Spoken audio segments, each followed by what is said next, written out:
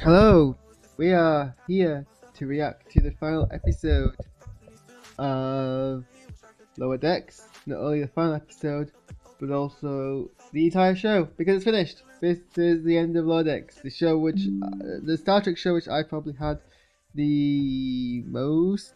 No, I don't know if it's fair to say I've had the most difficult relationship with. I don't. There's no point really going over old ground, mostly because it's 3:20 in the morning, and in 4 hours' time I'll go get up to go take my cat to the vet because for some reason that's the time that vet appointments are. So I don't really want to spend a huge amount of time talking about this because I got places to be, namely my bed, which is behind me. But also I do want to spend some time talking about the show now that it's finished. But I guess we should probably talk about the actual. Oh, what did I just do? I just read some things somewhere I didn't need to. I'm sure that's fine. Talk about the show now, but so let's talk about the final episode. It's the second part of. It's the follow-up to Fisher Quest. It's kind of wrapping up all of the albeit much looser plot arcs. I mean, the Fishers haven't really been at the forefront of any episode. I mean, I guess neither was Locano's kidnapping of ships, but the threat level of that seems higher than what we kind of got from this, is what I'm saying. So it's kind of directly following on from that, but also it's meant to kind of, I guess, finish off the plot arcs of everyone's character from the entire series, but also this season. I guess a nice way that Lower Decks works is that it kind of splits the growth per season, so we don't really have to think too much about the previous season's growth because those were all kind of wrapped up in the previous season's finale, and then we got the new growth from here. So let's talk about each character's growth, I guess, and whether or not it did it adequately enough. I think Mariner was fine. Very much someone who has now embraced being a less than junior officer, even though they're only still a lieutenant junior grade. But they're happy to take more responsibility. It's kind of culminated in very much a tell show fashion with, Freeman explicitly telling Mariner that she trusts them that after everything they've gone through, which is nice to get lampshading of the whole. By this point, if you're gonna tell me like it's a comedy, but you're gonna tell me something's wrong, be pretty bad captaining to be like, no, not now, kid. Kind of like, yeah, you're being silly, kind of thing. It's like, no, at this point you've kind of earned that trust. And Mariner kind of like doesn't really do anything to kind of undermine that.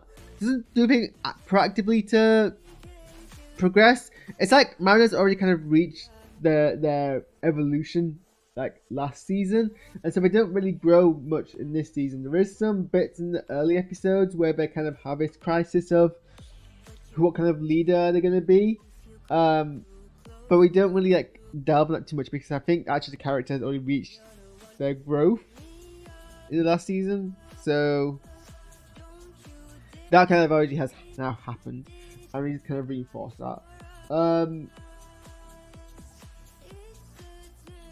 I don't know.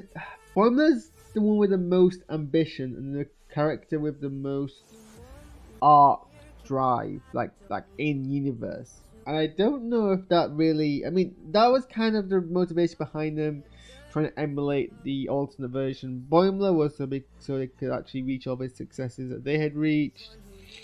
The series has been kind of like twisting the narrative that trying to emulate someone else is a bad thing by actually making it work for Boimler. In this episode, again,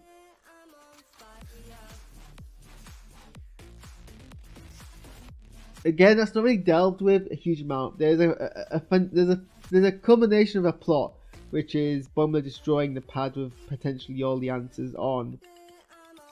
But he doesn't really do it because the pad necessarily proves like wrong in any way. I mean, certainly it says that in Boimler's universe, Mariner is the one who hit the Klingon, and that's not the case in this universe, so it's wrong in that sense. But that's not the reason why he breaks it. He breaks it because he's trying to protect Mariner. And I don't really know what the growth is kind of really being like portrayed or explained or like reinforced there. I'm very confused over what Rutherford's issue is, and I think maybe because it kind of really just kind of comes up in this episode or like in the last episode, and it's something to do with him falling out of love with the Cerritos, but that's never like built up at all in the entire series, so that kind of comes out of nowhere.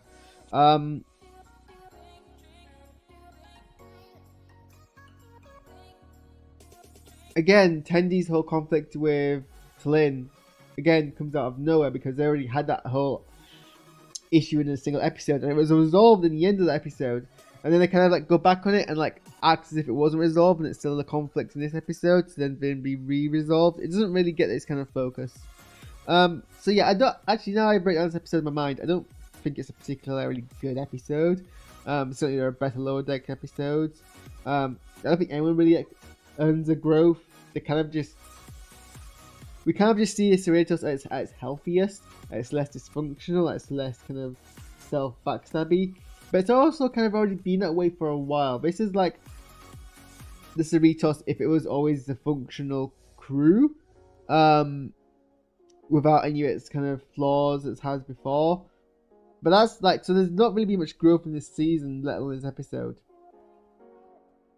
So I guess, because I want to go to bed, where does this leave the entire show as a whole? Well, like I say, I think the show has grown.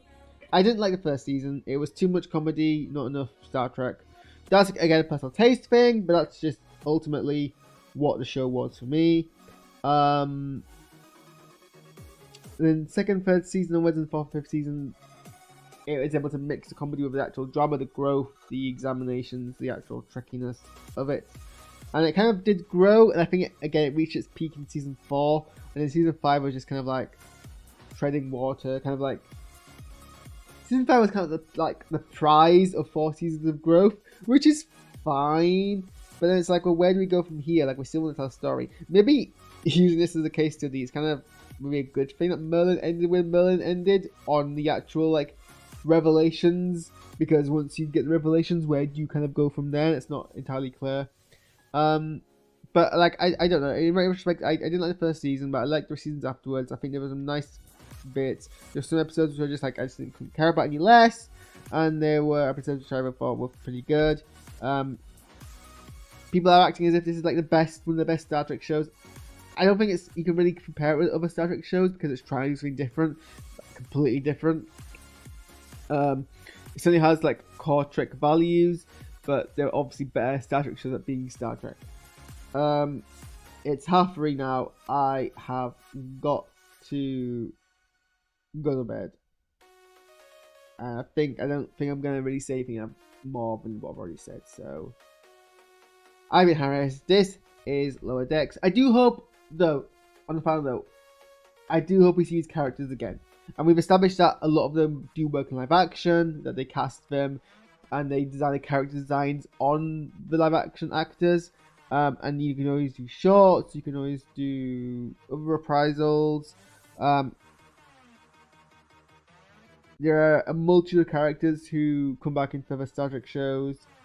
Some who haven't, but I hope we get these characters in the show.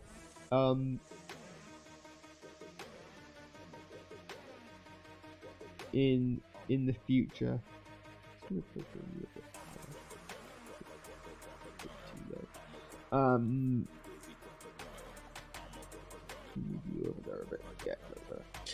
So yeah, anyway, that's my thoughts.